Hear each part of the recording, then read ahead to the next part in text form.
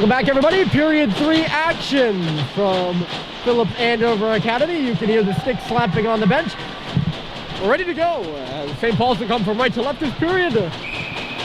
Andover will come from left to right across your screen. My name's Ryan Murphy. Happy to be with you here on a Friday night.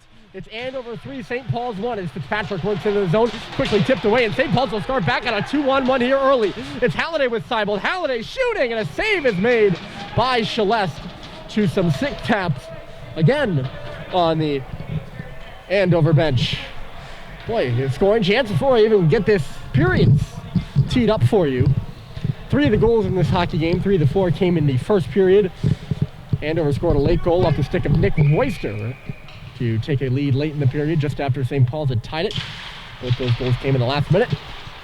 And then Jack Bainbridge added his first career goal for the Big Blue as Andover extended their lead to 3-1 there in that second period. This will be icing against Andover. A tough start to this period, which is actually a power play for them. I haven't even gotten to their part. Roberts for St. Paul's took a penalty late in the period. St. Paul's killed off half of it in the second period. They still faced with 26 seconds more to kill. This is the second power play for Andover. St. Paul's also has had 2 power plays. They were unable to score on theirs. Andover has been unable to score on theirs. Right to the goal goes Seibel, but a last-second stick there by Connor Fitzpatrick keeps the puck away from the front of the goal. Fitzpatrick, the Rochester, New York native, and a captain of this team in his second year at Andover. Coming through is Surrett now. Surrett pushed to the boards. D2G, the pass goes. Booth will take it. He was calling for it earlier. Goes under the stick of Fitzpatrick. The ice slippery on this clean sheet right now. St. Paul's can't clear it. Booth in low. A sharp angle shot by Fitzpatrick. Gets the glass over here on the near wall. As it'll move at the line by Corkery. It's swung up to Booth. He steps in with the shot. They score!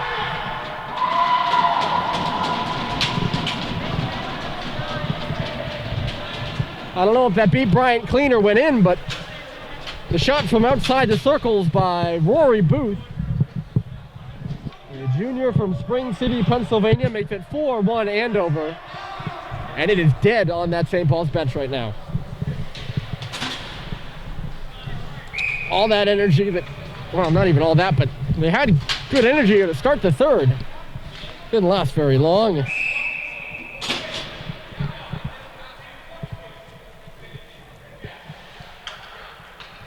Referee behind the play, making sure everyone's in their correct spots. Looks like Bryce Terry was almost over the red line there for St. Paul's. 4-1 Andover. And icing here against St. Paul's.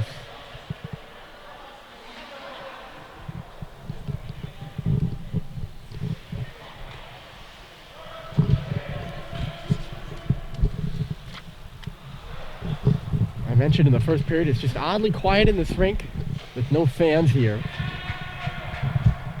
And it's really oddly quiet right now after Andover has taken their 4-1 lead. They're not making much noise on their bench, which makes sense. They're comfortable out in front of this one.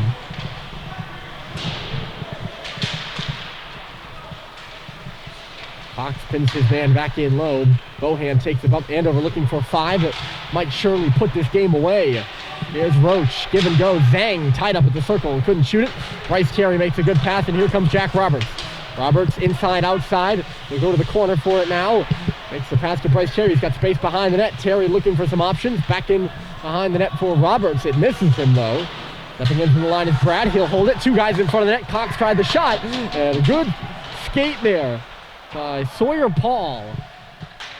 Brad tried to shoot it between his legs. It's going to be a hand pass at center. If this was a closer game, I'd probably lodge some complaint about that because the Andover player did look like he made a play on it before Jack Roberts did, but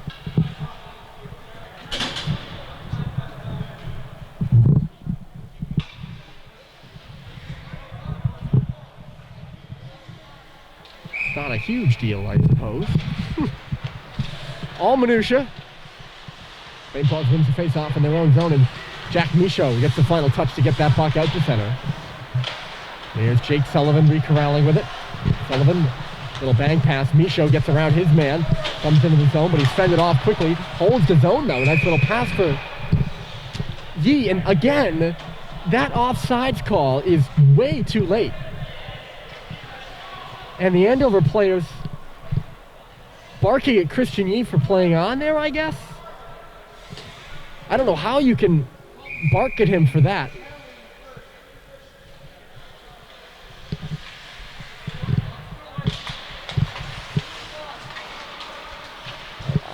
St. Paul's was looking for a penalty there too. The referee was just, I had a cluster of Andover players around him, was just giving it to him.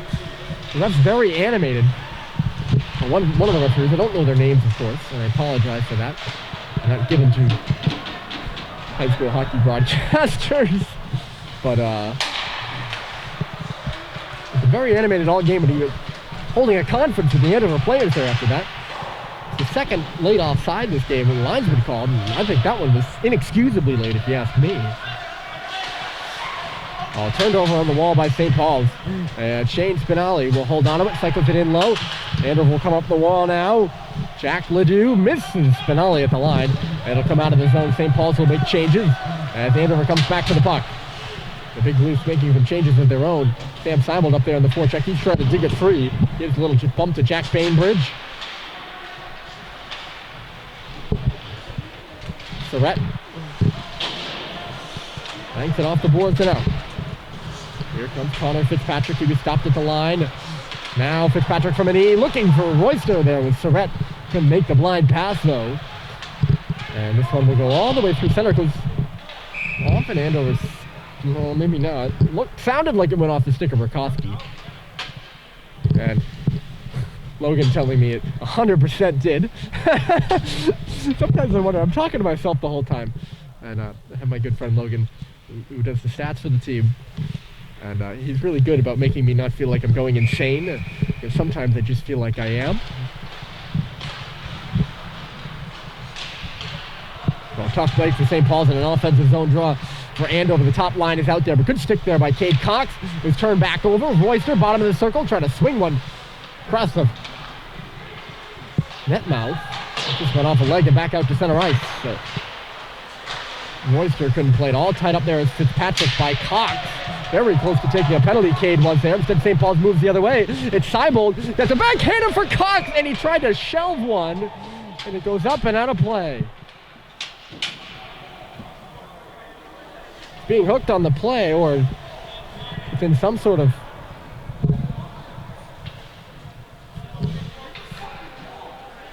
stick tussle with the Andover player, Surratt. St. Paul's really unhappy that there wasn't a penalty on the play there, but I will say Cox was able to get the shot off, which probably didn't help his case. Unless, of course, Surratt pulled the stick, which made the puck go up and out of play like that, but it looked to me like Cade was just trying to shoot it. On walks the line, fires it off the back of the boards. Or the back boards, rather, not the back of the boards. That's outside the rink.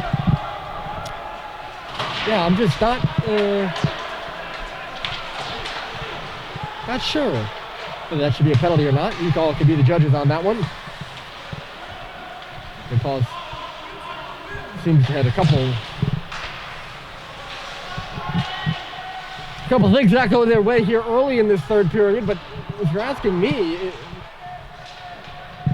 they gave up a goal early in the third anyway, so they're losing by 3, and aside from maybe there'd be a penalty on Cox, all of those other things are marginal. Here's Roach coming all the way through. At the last moment, Brad Cox got in the way of him, and Roach goes caroming into the net.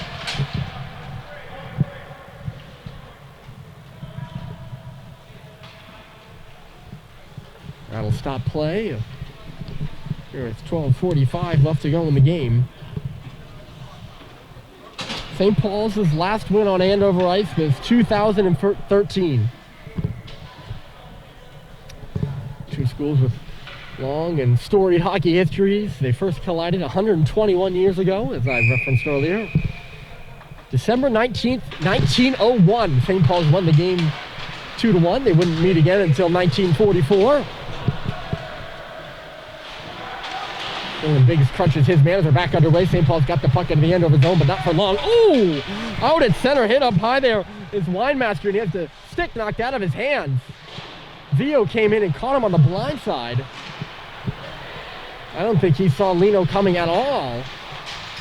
Looked to me like he was just a bit shaken up. His head moved, but I don't think the hit was really to the head because Winemaster's a bigger kid than Vio is. Here's Michaud driving to the front of the net. Didn't have a through lane, but he draws a penalty.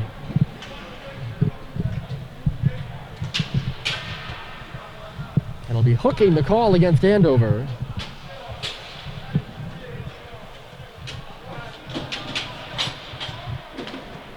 Wow. Shane Spinelli, some choice words for the referee right in front of us.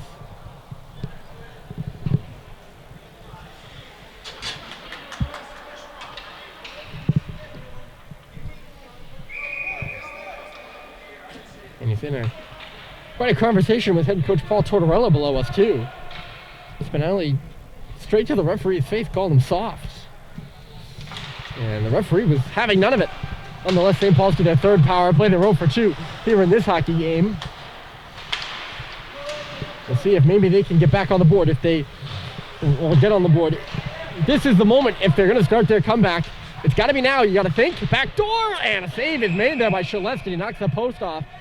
It's Moorings. Cade Cox.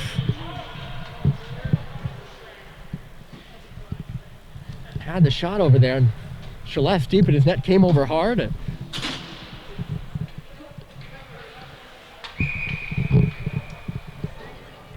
don't know if he got a piece of it or the outside of the net did.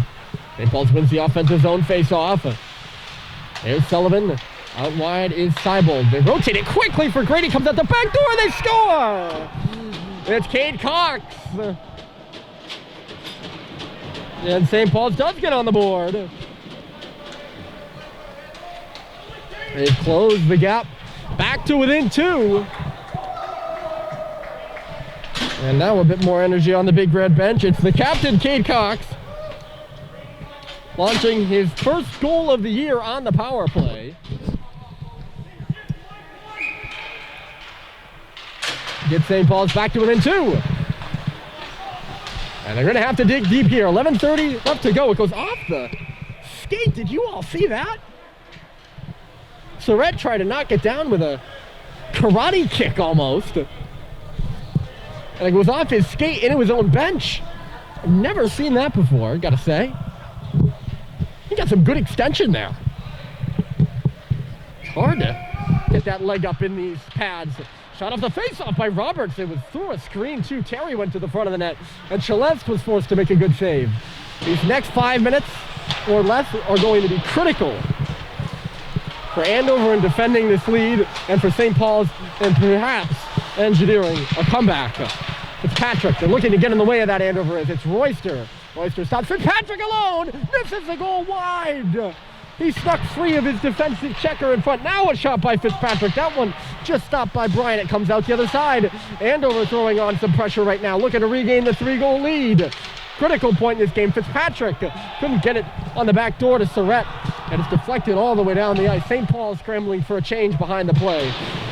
Hammered by Booth around the boards. He's got a goal. Gonna go all the way back to Jake Sullivan. Sullivan for Henry Ong. On the left side, it's knocked through by Sam Seibold. He'll go chasing in deep for it. Hammered by Corkery. Halliday to the line. Here's Henry Ong walking. He looks. The shot goes off of Surratt. That draws some cheers from the bench. Corkery, a good pass, and away will come Royster across the red line. At the end of his shift, he leaves it for Fitzpatrick. He's got all day to pick that puck up at the line. He shovels a backhander from a sharp angle just wide of the goal. Finale coming in. Gives the bump to Seibold as it comes back outside the line. In neutral territory, flung to space by Andover. Sullivan touches. And they blow it dead?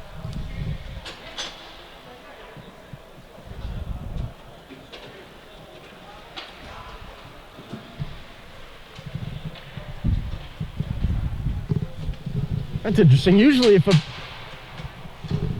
net is just off its moorings marginally like that, the referee will just go and fix it. But they penalize St. Paul's by making a face-off in their own zone. Bryant probably could have fixed it himself. I don't know why the net was off its moorings. Panato hustling, but he can't negate the icing.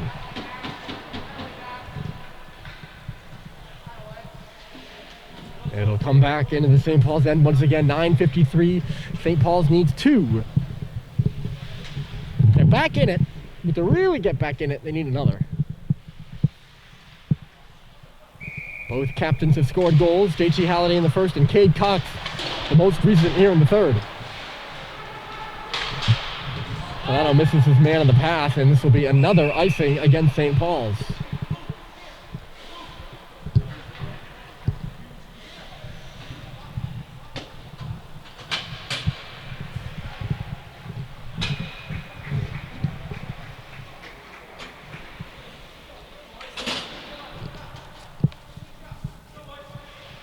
He's off to the right of Bryant, just where it was before a couple moments ago.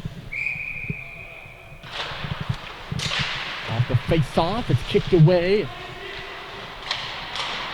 by Bryant. Centered in front now again. It'll come out to the left point. And meander in there. The shot by Bagnoli comes out the far side. Fitzpatrick, a nice little move. He got around big. St. Paul, some tired guys. To the back door it goes. Bryant can't get a glove on that one. It's moved around for Michaud.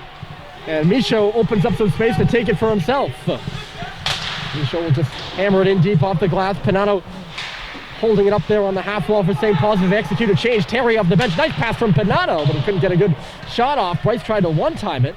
Panato got hit hard at the end of that play. As back the other way comes Royster. The top line getting some minutes here for Andover right now. They need a goal to get some separation. It's tipped in front of the net by Surratt. It's had a quiet night. I don't know the score sheet, but Surratt, who has 8 goals and 14 points for 22 total. That's about 2 points per game. Post-grad out of Woburn. He's tied for 5th overall in points scored and 4th in points per game in prep right now. He might have an assist, but he hasn't had a goal yet. That's Zio, rather. He starts the rush. St. Paul's deflects it in. They need a good shift here. Really need every shift to be good, but they look to get back in the game. Here's a steal by Vio. Vio breaks to the front and shoots, and a good save by Celeste. Terry was standing in front. Now Brad Cox off the wall with a shot. It flutters wide of the goal. Roberts dishes it back. Christian Yee is there. He sends it high, and it's going to stay in play. Really grazed the roof. Andover wins the puck in low, and they'll come out now. Shot and lasered wide. It goes off the back of the cage there by Winemaster, who scored from that length, or maybe just closer than that on a 2-on-1 earlier in the game. That was the game's first goal. St. Paul's out to center. Corkery moves it quickly, but he misses his man. That should be icing against Andover, but I guess Winemaster made it close, so they waved it off. He was showing some speed too. Sullivan was just off the bench, so I guess there's reason for that not to be called icing. From St. Paul's perspective, you're like, oh, you want that to be icing, and of course I recognize my St. Paul's bias as a student and manager, and that's the conclusion I jump to. The puck was off the stick of Halliday, really kind of inadvertently, I think. I don't think he was trying to tip that.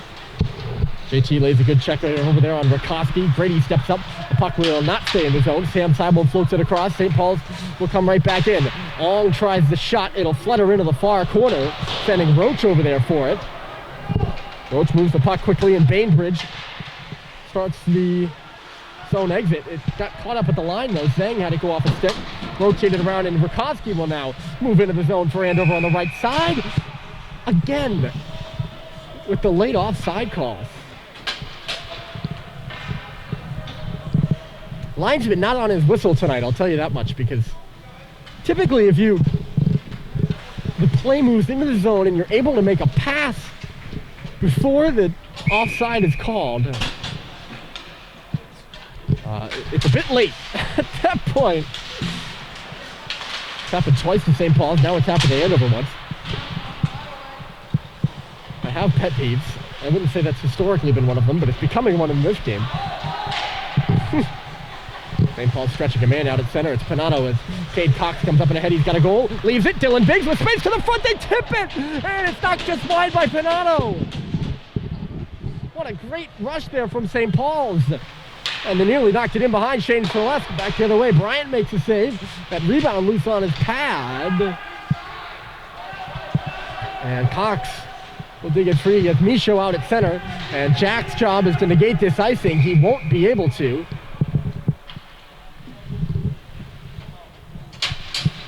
And the play is yet again whistled dead. We're down to 6:14 to play. And despite the power play goal by Cox, St. Paul still needs 2.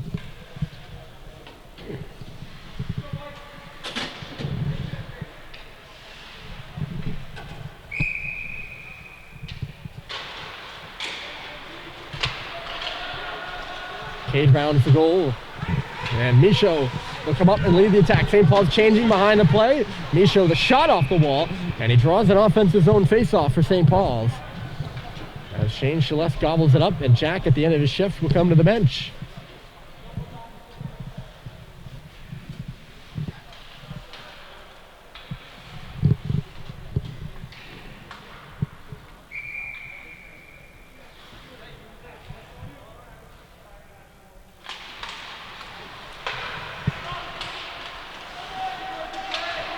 Terry fighting for that bucket. He does a good job. He gets a hold of it and rifles it around rather quickly. No one over there for St. Paul, so Andover will swipe it back the other way now. Brad Cox there to meet it back into the corner under the stick of Terry. Oh, good poke by Vio. It's turned back again. Here's Lino, a shot and a save made. Lino Vio doing a good job of forcing some turnovers in this game. And 2 nice stick plays in consecutive shifts. That one right there created an opportunity for himself. He'll dig in for the face-off against Pat Last.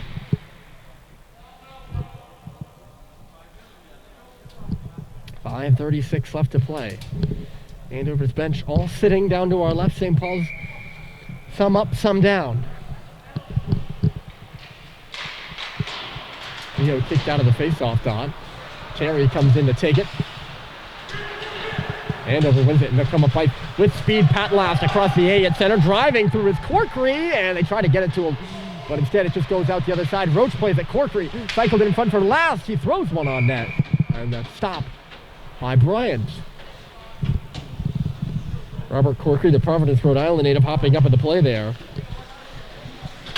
A real astute play by the, or maybe not astute, but a smart play by the defenseman on Andover's top pair.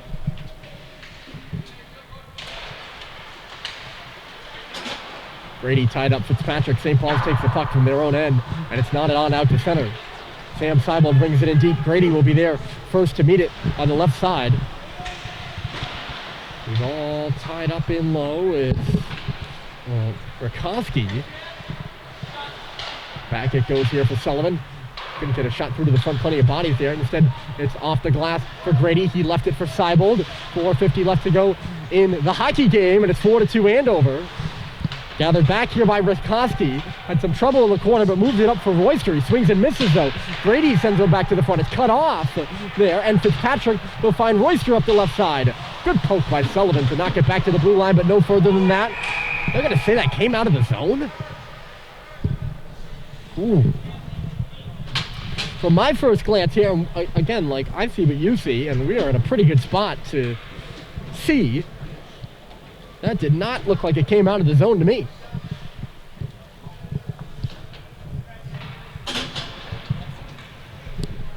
Another one of those late offsides calls. I know I've been harping on it, and it's rough. It's just something that I guess once you pick up on once, you can't get rid of. Michaud shaking off a man. He comes around the net, goes off of the stick and back to the line. Bohan shot. Hello. And one up and off the 10.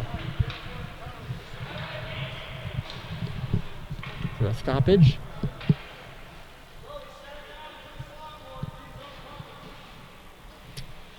.4:18 left to play. Clock must be going like molasses for Andover. St. Paul's wins the offensive zone faceoff. Bohan, a slider along the ice, was cut off by Last, and he'll start the rush. There's Roach. Coming in on the right side. Roach goes around the corner. He's banged hard, and St. Paul's clears his own. It is. It's right back in, quickly off those boards. Bohan trying to start the rush. Chipped that by Panano at center. It's not enough to get into the zone, but Bainbridge will step back with it now. Magnoli. Bainbridge tried to go skate the stick. Instead, he just kicked it to Joey Zhang, who will come up ice. Zhang, a great little move around Vio at the line, but it's taken away by Lino, and he'll head up 1-on-3. A couple of St. Paul's players joining him. Lino couldn't execute the move there on the far side. It'll be cleared all the way down by Andover, and this will be icing. A big face-off in the offensive zone for St. Paul's coming up here. With 3.5 left, if they want to get back in this game, they need it now. It's any later than that, and the chances get slimmer and slimmer of coming back in this one. Both teams will turn around and play tomorrow. Goes back to the line here. Yee, the shot took a deflection in front, or redirection. And Celeste made a good save. Another one back to the front here, and it's cut off by Last again. And he missed Roach on the pass. St. Paul's bounces it off the boards. There to meet it with Bagnoli at center. It's knocked in by Patrick Last. Brad Cox will try to stretch pass. It misses Bryce Terry. This is not icing because Roberts was up and ahead of the play.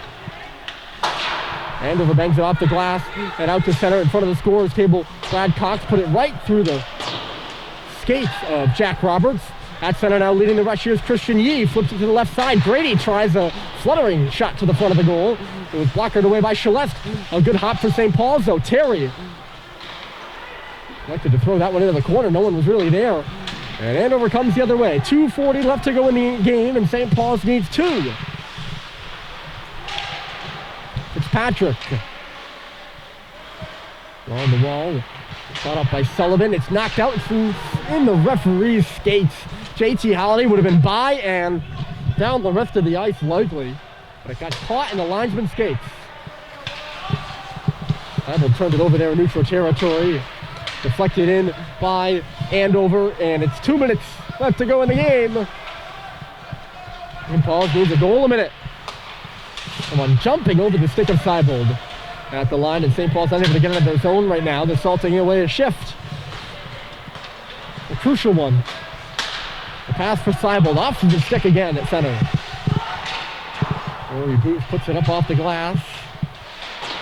Sullivan, it's taken away by Fitzpatrick. He'll come by Fitzpatrick. The shot deflected away by Bryant.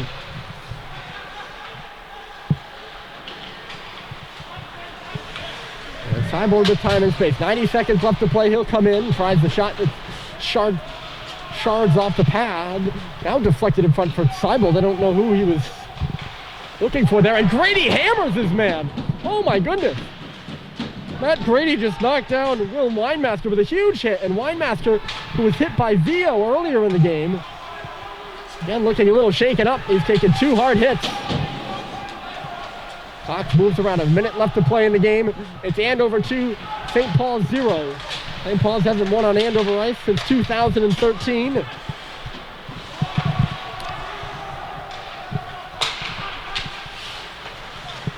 St. Paul's went 15-1-1 in the first 17 games they've played against Andover. They've got 15 wins since then. We've gone 15-32-1 since.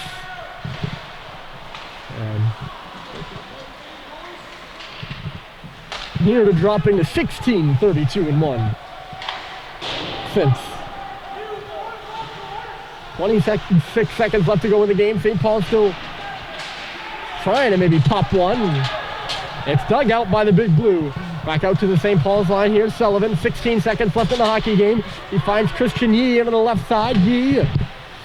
Brock O'Brien remains in the goal for St. Paul's. They will play tomorrow at home against KUA, their first home game in almost a month. Time runs out on the Big Red here in Andover. Their final score, Phillips Academy Andover Big Blue 4, St. Paul's 2.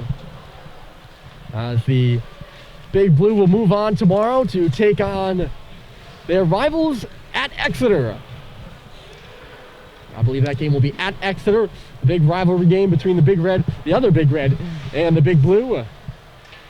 And we'll see you tomorrow for St. Paul's and KUA. Should be a good game.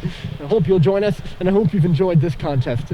Your final score again, it's Andover 4 and St. Paul's 2. Enjoy the rest of your Friday night.